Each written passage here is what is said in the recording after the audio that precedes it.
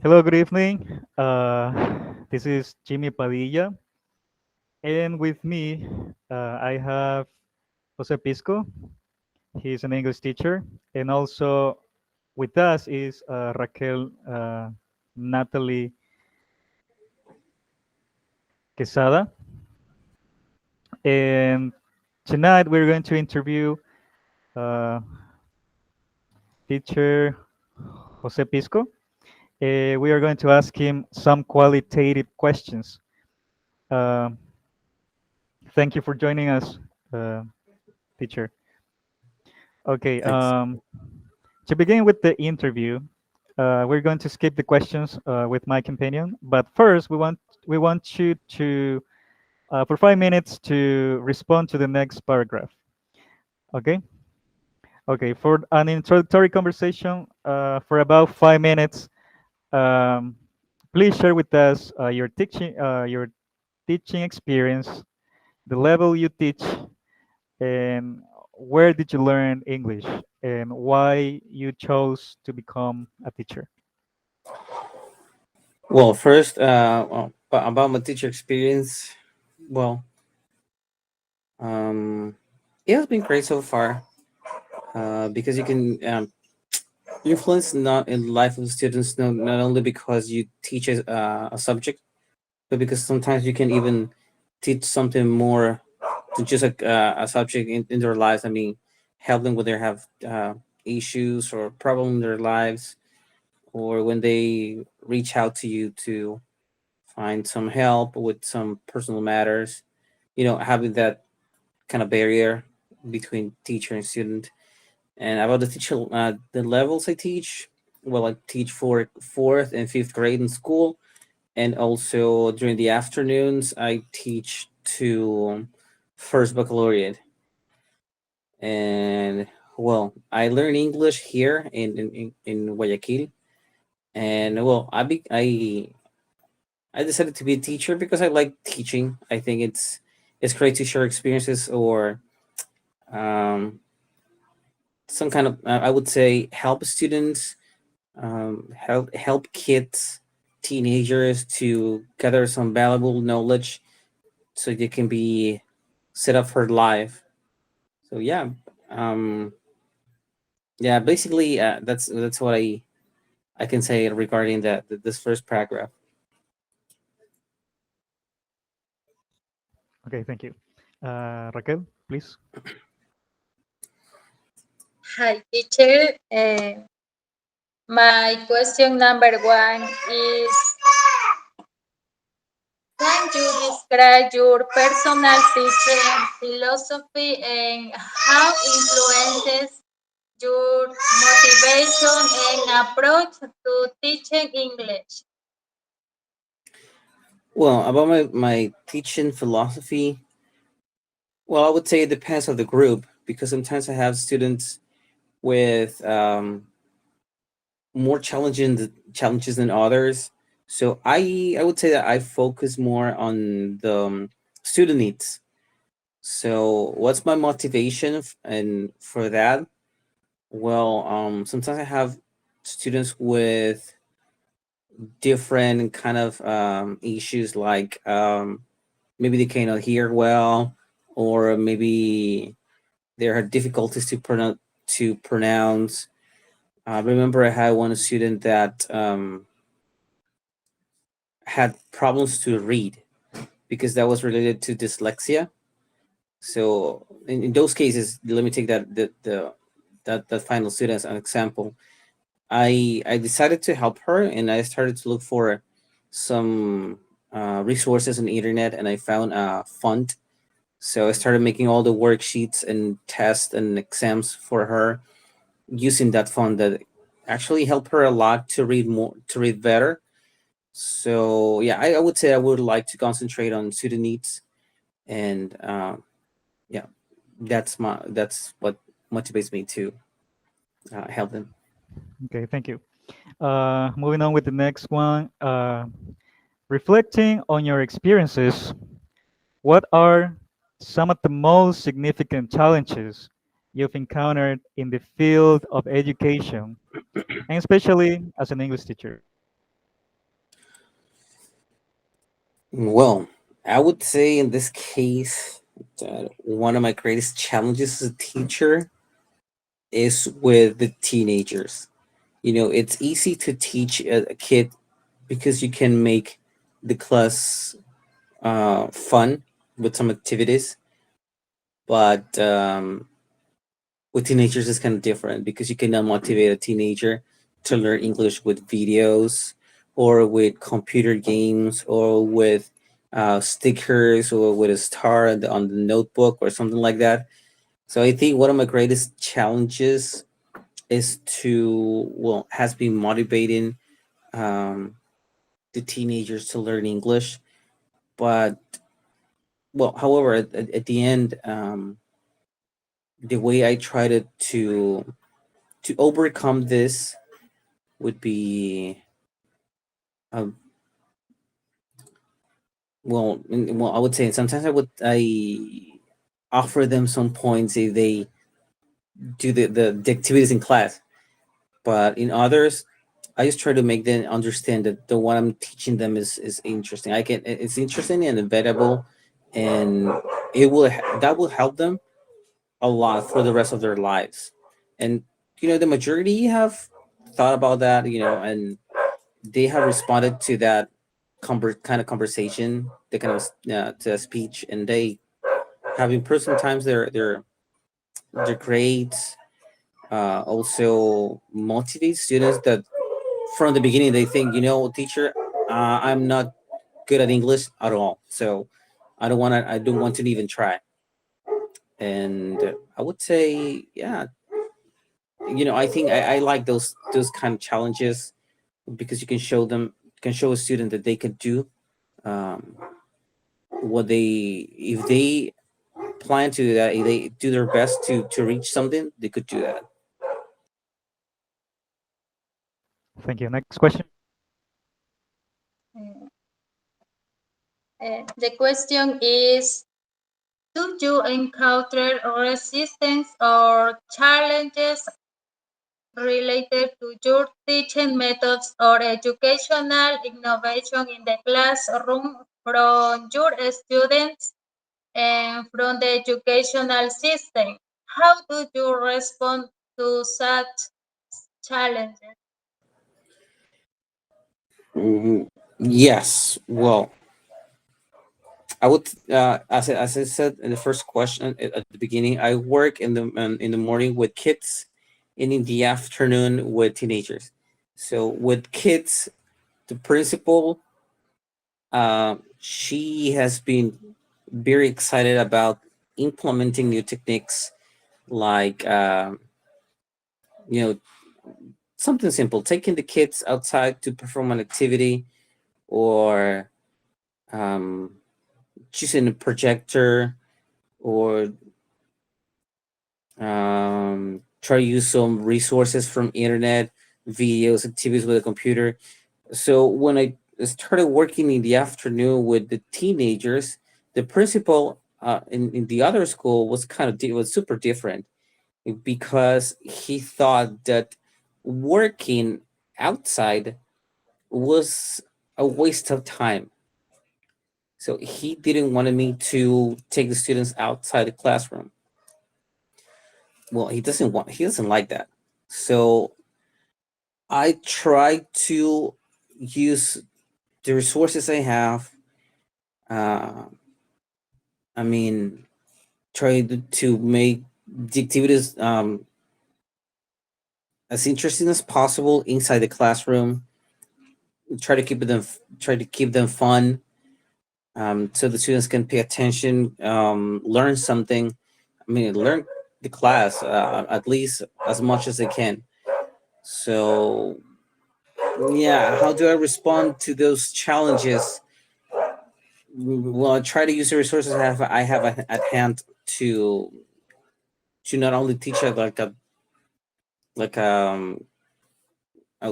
which I call like traditional class, but also making it kind of fun for students. Okay, thank you, teacher. Moving on with the next one. Have you ever conducted research on your students to improve the quality of your teaching processes and improve your students' learning outcomes? Yeah, a few times I have done that. I had tried to. Well, I remember my second year. I've been working for since 2013, so I have right now like 10 years of experience. But I remember that during my second year in the school, I performed some research about other uh, teaching methodology. Um, so I discovered there because I learned um, the one that you learn when you learn as the TEFL because I performed the course. But then after that is that's ESL. I think the first one, if I'm not mistaken. But the last one I've been using since then. It's the AIMLP one developed by the Cambridge University. That was have been very useful for my students. But just that it helped me a lot to prove the way I assess my students. But honestly, since then, I haven't looked for any other new methodology. Maybe for new resources, but not for a different methodology. Thank you, teacher. Thank you. The next question is, how would you perceive the impact of educational research on your teaching practices and your students' learning outcomes?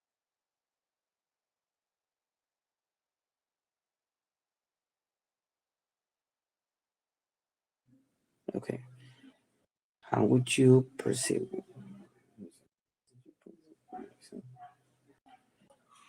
Mm, Well, sometimes I have been, I had great results with my students. Well, I mean, with the learning outcomes. In others, mm, I would say I haven't had a great experience. Well, but this you're learning from your mistakes. So I think in this case, um, if I try something new, like new resources or maybe a new technique, if it's something good, I keep it. If not, well, I just uh, avoid to use it in any other time. So yeah, basically that. Okay, thank you. Question number 6. In your opinion, what are the main barriers that hinder or hold back teachers from engaging in educational research, particularly in the field of English education? Let me clarify this because yesterday I asked a teacher to be in this interview as well, and he told me, "Oh, I don't do research with my students. I only teach English and I focus on art, but yeah, I'm not focused on making some kind of research to know what's going on with them or why they don't do homework, why they don't learn English." So yeah, because we are being taught in classes that we need to do more research in our classes nowadays than in the past. So again, with the question, in your opinion, what are the main barriers that hinder or hold back teachers from engaging in educational research, particularly in English education? Mm.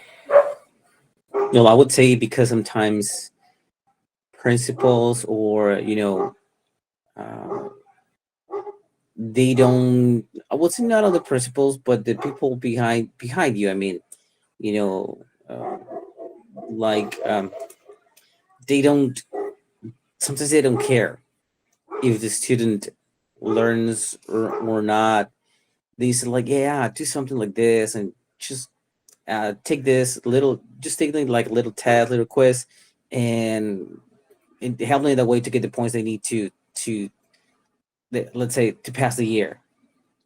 I mean, to prove the year, yeah, things like that. When you see that, it's like, so what's the point in doing research or help students with different resources? If at the end they would say like, yeah, it doesn't care, it doesn't matter, just do something. and try to help the students to be moved to the next school year. So see, he approved the other classes. You're the only one that he's having trouble with. So better just to do something quick and uh, give them the point, or uh, this kind of thing. So yeah, if maybe um, the directives of an institution, if they show more interest in learning a second language, in that case, I mean, I think many of the teachers will be very motivated, because sometimes parents, the majority of parents, let's say in a public school, they don't have any idea about English. They don't know anything about English, so they can handle sometimes they can't handle the homework that was sent to our students. So I don't say, I won't blame them, because I understand. But um, with kids, I would say the the principal, the principals of an institution. With teenagers, yeah, sometimes the students, because they think, it's English, I won't use this, or yeah, I will learn English in the university because I have to prove some level. So I don't care. I will just do what I have to, or even copy during the test just to pass the class, to get a passing grade. And yeah, I will face English in the university again. So I don't care. Those kind of things. Because I have told my students, I don't like the way you take you could take this, you miss, um the way you don't care about the subject, because this is important for you. If you would understand how important it is to learn a second language, I mean, and nowadays, then you would act different and would like to learn the more you can. Okay, thank you. Nice answer. Next question. The question number 7 is, what kind of support or resources do you believe would be most effective in overcoming these barriers and encouraging English teachers to participate in research activities? Well, technology for me is a great resource. You can do many things with technology. Um, in the school, we started to to implement. Um, we started put some projectors in the classrooms, and try to use it as much as possible. At least I try to do that in my class. I use them. I use those projectors every day, because it simplifies, the time you take writing stuff on the board, because she only projects the worksheet, and you can, the participation has increased a lot, because kids, they are very, they see something like that. Hey, I want to participate. I want to go to the board. I want to write the answer, even if it's a wrong answer. Yeah, but they like to participate. So I would say, uh, let me check the questions again. Okay, to overcoming those barriers, well, technology with the kids and with teenagers. Well, I would be honest. I have been taking my students at least once or twice a week to um outdoor activities, even if the principal gets mad, because the teenagers like that. And well, at the beginning was kind of difficult to manage behavior, but now I have set some rules, like we could do that if you behave, and that way we can show the principal that this is not just a waste of time, but you are actually learning something. You know, the principal in the school, it's very young comparing to the other principal in the afternoon. So it's a different way of thinking. They're two complete different generations, and um, one doesn't want to accept, like, the things having changed in the last few years. but the other in school, she's very open to change. If that's gonna help the students, yeah, it's just very open to that. Thank you so much. Next question is, um, what strategies do you use to stay updated on the latest worldwide educational research findings and incorporate them into your teaching methods?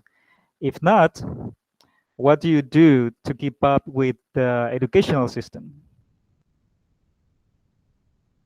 Interesting question. Well, um, to be updated, I like at least every year. Well, if you teach the same school year after year, you start to memorize what you have to teach. You can even reuse your previous planning in a new school year. But what I like to do is like to find different ways to teach the same class in a different way. What resources can I use? A couple of years I discovered a tool called what we call Kahoot. I like to use that in my classes. Um, well, that could be one. I mean, to keep updated, try to use more technology in classroom, but also sometimes we have some conversations with the psychologist in the institution in the school because they have one psychologist. And if I hear like a very weird disease, because at the beginning I didn't know what dyslexia was. So when I hear that kind of things, and I know that my students kind of have some issues, some learning issues, I try to find out to learn more about that disease and see how I can adapt my teaching to her needs. I mean, to the students' needs. Of course, that's not something that's going to happen in all the courses, the classes that you teach.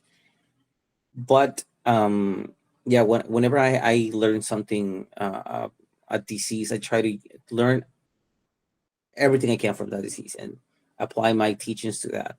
I would say that would be the way I try to keep updated, but I don't do that like a lot. Thank you. Next question. The next question is, how do you measure your own success and the success of your students? As an English teacher, are there specific indicators or goals that motivate you to continue improving? Well, honestly, sometimes when you do your best and try to help your students as much as you can, and you don't see results, well, as humans, we like to see results like right away. And sometimes as a teacher, I have felt like that. If I see the my students like don't have good results like within 1 or 2 weeks, I said, this is not working. I don't want to keep trying. I just let me go back to the traditional way and see what happens. Maybe they will respond better to that way. But on the other hand, when it happens otherwise, well, then you would like to keep trying that.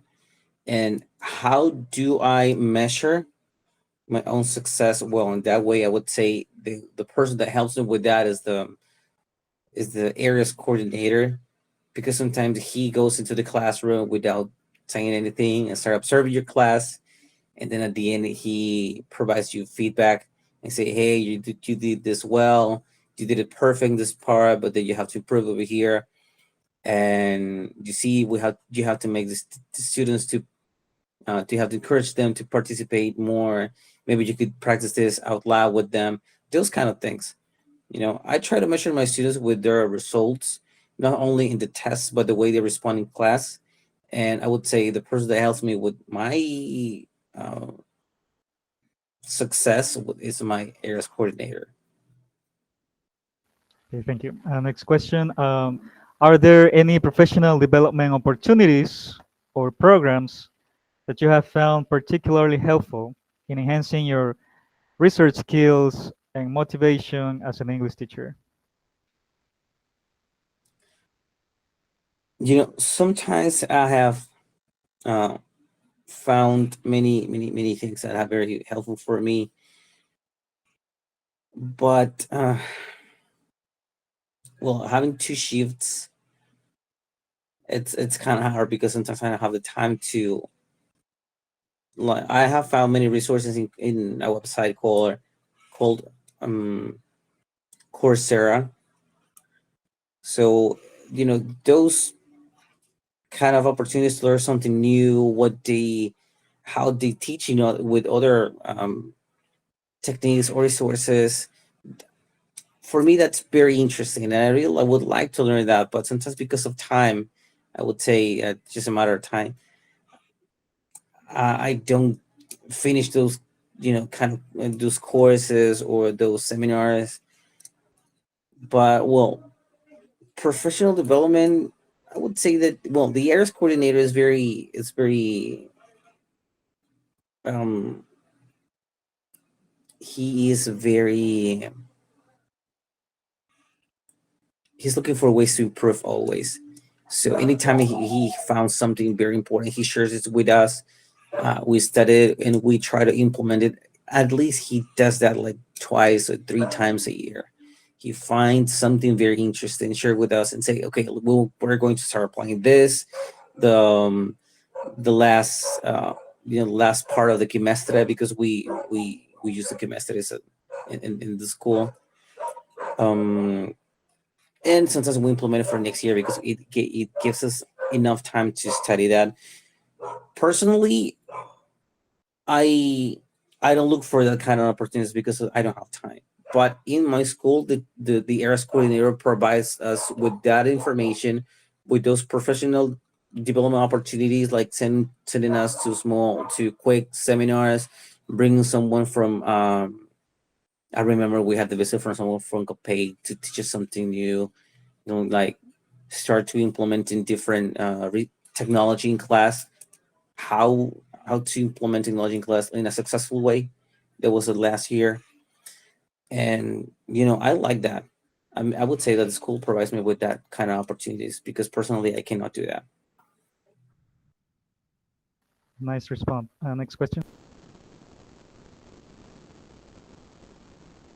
What strategies have you employed to maintain a positive and motivating classroom environment, and how do those strategies impact students in engagement and learning outcomes? Well, when I started teaching English, I was very traditional, but when I changed the methodology, it was kind of different. It was very different because now well, I don't focus a lot on grammar, but I try to present the vocabulary of the week first. Um, what I have employed to maintain my students, to keep my students motivate my classrooms. Well, videos, music. Um, I don't like to do funny things in classroom in the class, but sometimes I do them because kids like that. With teenagers, it's different. You cannot do that with them. Honestly, the way I motivate my teenage students is like, okay, for 1 point to the exam, let's do this activity, or for 2 points in the average and the average grade. That's when they motivate the most because how is to the final average grade. So that kind of stuff. With kids, you motivate them with games, with videos, with colorful things, but teenagers is different because they start to negotiate. Like, okay, let's do the activity, but if there is anything that I will gain from that, of course you will pass the class. If not, I will see you, in supletorio. But yeah, but maybe they could handle to pass the class. So they try to negotiate, but I try not to do that with them a lot because they will misunderstand the purpose of the class. Okay, thank you. Based on your experiences, what advice would you give to a fellow English teacher to boost their motivation and confidence in engaging in educational research to improve their teaching practices? Well, my advice would be that they should care about their students, even if uh, principals or all the directives in their school don't care about education, or maybe they don't support. Because, well, it's true, it's a job. We teach because we're earning a salary, but behind that there are kids, there are teenagers, there's people behind that, and they're not they're in money with legs or something. I mean, they feel, they learn, they think. And what can help them be motivated? Well, I have kids on my own. I mean, I have my daughters and my sons. What I do to keep myself motivated is, how would I would teach my students the way I would like that other teachers teach my kids. They are in the school different to the one I work. So I try to be to my students the kind of teacher I want for my kids, for my daughters or for my sons. That's what I like to do. That's the way I think. So sometimes I feel like I can't keep doing I I can do this anymore. It's difficult. Let's just look for the easy way to do things. Even my other fellow teachers, not from English class, but from other subjects, say, Jose, don't get in trouble. I mean, don't complicate things. Just take it easy. Um, just give them some easy activity. Um, do something quick so you can give them some extra points. And then that way, there's not gonna be anybody for suppletorios or something like that. And you will finish the year like quick with no problem. You're gonna enjoy your vacation time. But I say no. I mean, they have to learn. This is something that will be useful for them in the future. Maybe they don't see it right now, but I see it. They don't care now, but I care because I know that this will help them a lot.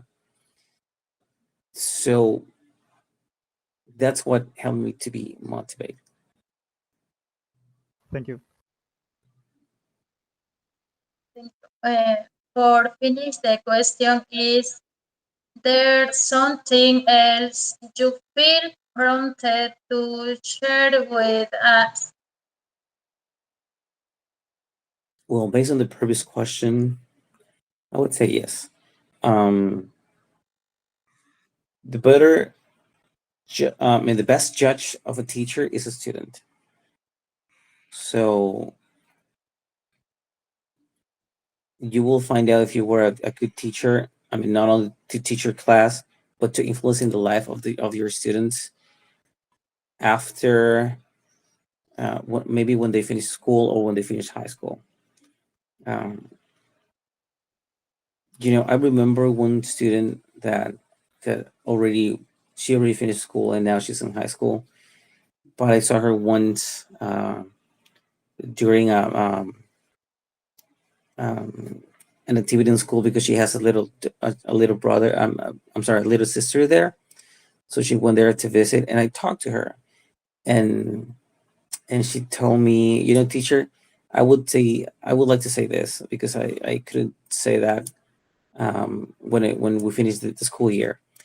She told me, I don't remember everything you taught us, and then she said, well, actually, I don't remember almost anything. I mean, but one thing I can recall from that from for you is that even when the majority of us didn't understand what you said in English, is you never stop trying helping us to learn. You always were bringing many things to help us learn, and I mean, like you never gave up with us. So yeah, maybe I see and I remember some stuff from English now when in high school, but I would like that my current teacher will be more like you, because if we don't do something, like he thinks like, okay, now you're not in school, you had to find a way to learn. If you don't get it here, well, it's because you don't want to pay attention. But in your case, it was different. You really wanted us to understand, and you did everything that was in your hands to help us in that way. So yeah, I would say at the end, your students will be your judge. I mean, your judges. So um, do the things for them, and not only because it's your job. Those are different things. Great advice. Thank you. Thank you so much, Mr. Pisco. I just want you to know that all of these questions and these interviews are intended to be for private educational purposes. We're not going to publish this to the public or something like this. Thank you so much for joining us and for your time. Uh, Raquel, also, thank you so much for being here. And yeah, have a good night. Bye. Thank you, Thank guys. you. Have a good one.